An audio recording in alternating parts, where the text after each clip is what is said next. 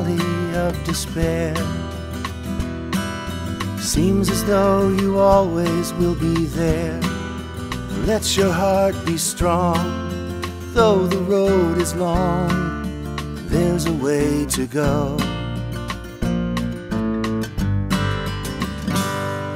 Soon enough the path will start to rise to mountains high and clear and sunny skies.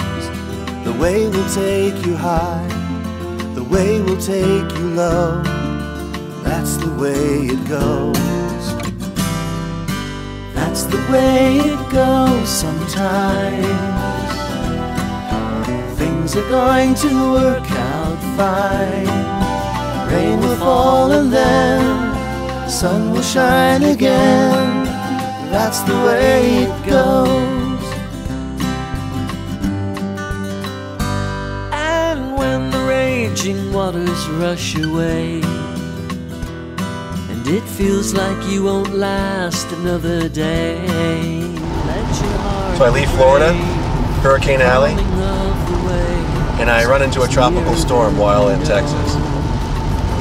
Nice. I couldn't have planned that better.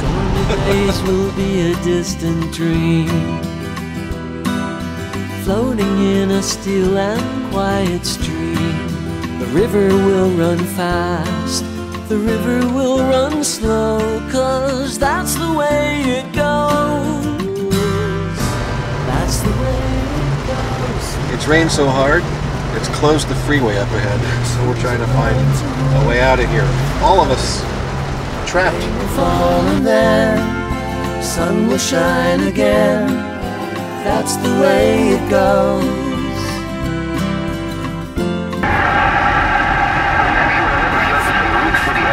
Flash flood warning for Harris County until 5 p.m. Central Daylight Time. He's the Lord of love and wonder. One day we will understand.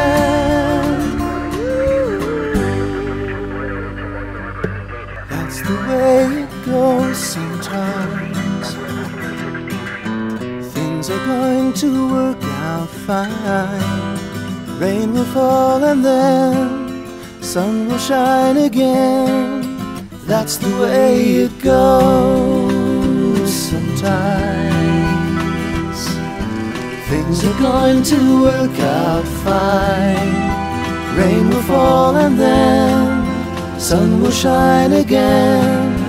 That's the way it goes.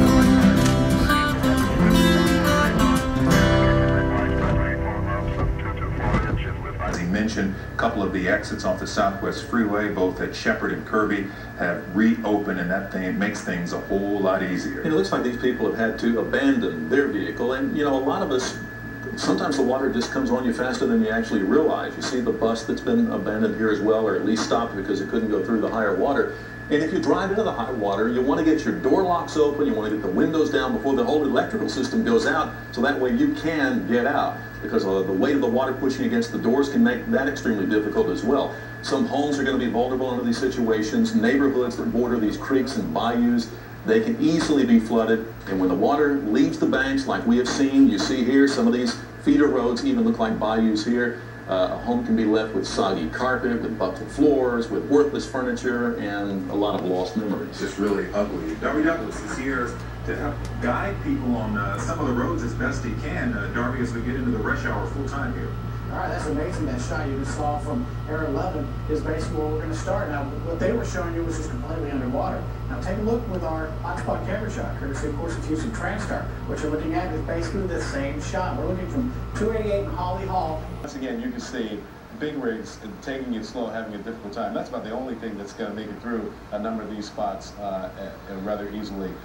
We've seen a number of flooded locations around town. Of course, as we get ready to go into the rush hour afternoon, here it is, that traffic spot that we were talking about, I-10 East at McCarty. Take a look at this in this situation, what's happening here.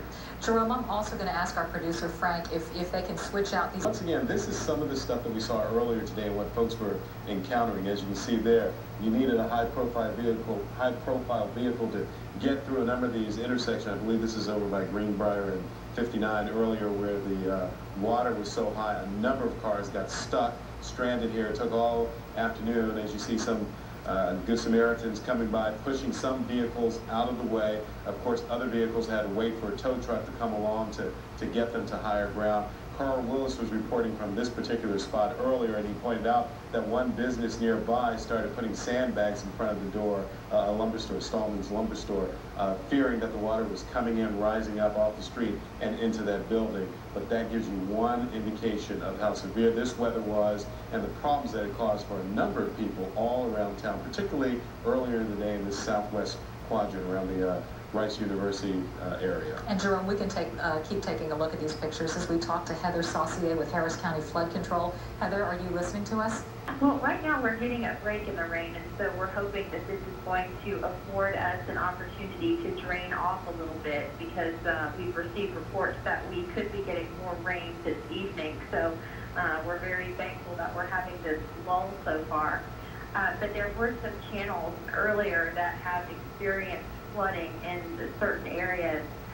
We've had reports that Carpenter's Bayou has gone out of its banks near I-10, and there are some tributaries to Armand Bayou that also have gone out of their banks as well. And so we're just watching those areas and hoping that they will have enough time to drain off for the next round of rain. Now, Heather, you mentioned those two bayous. Any other areas where we need to be keeping a close watch and have some concern about them? Well, earlier this morning, we had reports of flooding at the lower end of Gray's Bayou near Lawndale Street. We were watching Hunting Bayou very closely at Lockwood Street, and then reports of flooding in certain parts along Little Fence Bayou. Slow pretty quickly today. We'll stay on top of it. We'll get you warmer after this break. Hey, it's Gordon Nathan, and this is what we're wearing back to school. Pally Royal covers it all. Cardos, jeans, and really cute hoodies. Right now, people like Jade still need your help. Commit for life and have a great summer.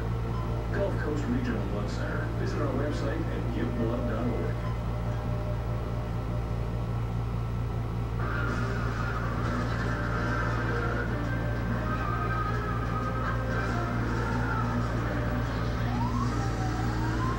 Well, I've checked into a hotel up here, and earlier I was being kind of jovial about how crazy it was. I had no idea how intense the damage from Tropical Storm Erin has been. And then getting caught in a flash flood sort of sobered me up and made me realize just how serious this was. So, not joking around, I checked right into a hotel, and this is where I'm going to stay tonight. So we won't be getting together with Quentin Stevens or Mark Gilston tonight, and it'll be a long trip to Phoenix tomorrow, but I'm thinking better safe than sorry. And I'm still watching the water out here in the front of the hotel and watching the reports. So I do hope everybody in the town's okay. And weather, it's crazy.